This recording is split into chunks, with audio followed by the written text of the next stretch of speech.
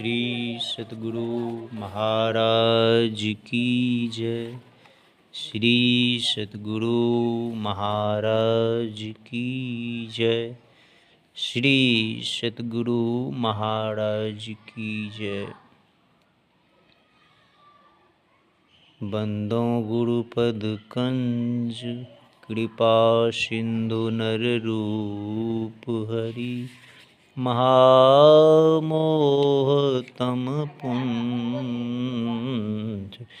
जासु वचन रवि कर निकर महामोह तम पुंज जासु वचन रवि कर निकर।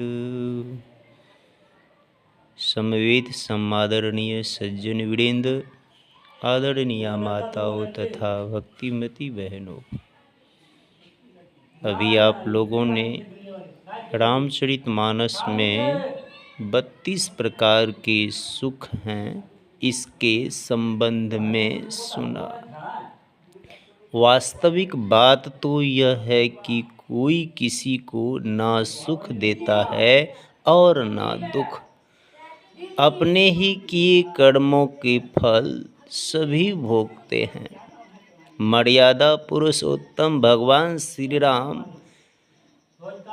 जग जननी जानकी के साथ जब वन में गए थे तो उस वन में पत्तों की सैया पर रात में श्री सीता जी और भगवान श्री राम दोनों सोए हुए थे। थोड़ी दूर पर लक्ष्मण जी बैठकर पहरा दे रहे थे। गुह निषाद और लक्ष्मण जी के पास बैठा गया। भगवान श्री राम और भगवती सीता जी को पत्तों के सैया पर सोए देखकर निषाद के मन में बड़ा विषाद हुआ। उसने कहा कि कई ने अच्छा नहीं किया। राज राजेश्वर राज रानी अट्टालिकाएं में सोने वाले ये लोग राज सुख को अनुभव करने वाले, सुकोमल सैया पर सोने वाले केकई के कारण ही पत्तों की सैया पर सो रहा है। लक्ष्मण जी ने उत्तर दिया, काहू न को सुख दुख कर दाता, निज कृत करम भोग सुनु भ्राता। ही भाई, सभी अपने किए कर्मों का फल भोगते हैं। कि कई को तुम दोष क्यों लगा रहे हो? भगवान बुद्ध ने कहा, हमारी वर्तमान हालत हमारे विचारों का फल है।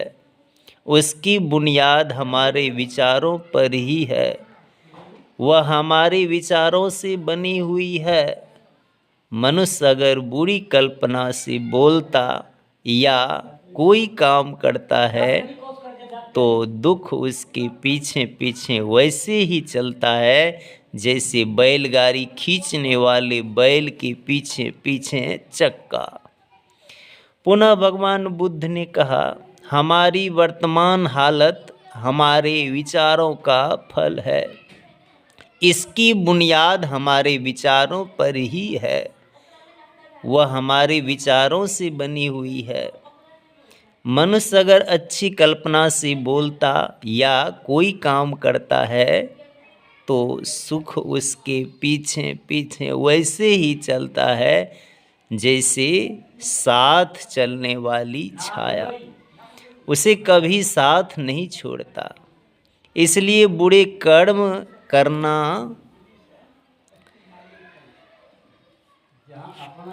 ही नहीं चाहिए, अच्छा ही अच्छा कर्म करना चाहिए। क्योंकि सब कोई अच्छा ही चाहते हैं, सब कोई सुख ही चाहते हैं। जो सुख चाहते हैं और दूसरे को दुख देते हैं तो सुख कहाँ से मिलेगा। इसलिए महापुरुष कहते हैं, करे बुराई सुख चाहे, कैसे पावे कोई, रोपे पेड़ बबूल का, आम कहाँ से हो। आम का पेड़ बोएंगे तो आम खाएंगे, अगर बबूल का पेड़ बोएंगे तो कांटा चुभेगा। अपने कर्म को स्वयं भोगना पड़ता है। भगवान महावीर ने कहा, जियो और जीने दो।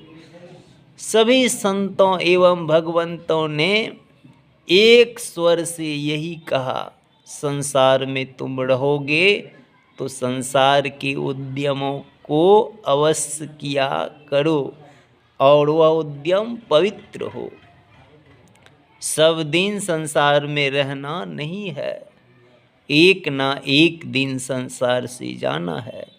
इसलिए भगवत भजन भी करो, इससे तुम्हारा इहलोक और परलोक दोनों बनेगा।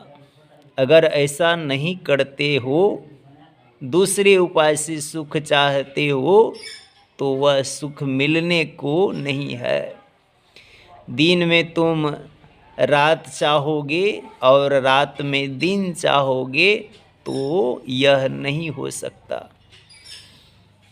अभी आप लोगों ने पाठ में सुना ही है, कहते कहते यहाँ तक कह दिया, अंधकार वरु रवि ही नसावे, राम विमुख ना जीव सुख पावे।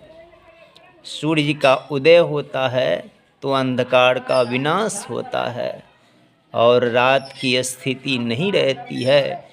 लेकिन गोस्वामी जी कहते हैं, थोड़े देर के लिए मान लिया जाए, मानने योग्य बात तो नहीं है, लेकिन अगर थोड़ी देर के लिए मान लिया जाए, कोई कहे अंधकार ने सूर्य को ढक दिया, सूर्य की स्थिति नहीं है, अंधकार ने सूर्य को नाश कर दिया, यह नहीं मानने वाली बात थोड़ी देर के लिए मान ही लीजिए। लेकिन बिना ईश्वर की भक्ति किए किसी ने सुख पाया है, यह मानने योग्य बात नहीं है। प्रसंग है, अंधकार गया भगवान के पास और कहा कि भगवान, मैं अपनी कुछ व्यथा सुनाने के लिए आया हूँ। भगवान ने कहा, निसंकोच कहो, क्या कहते हो।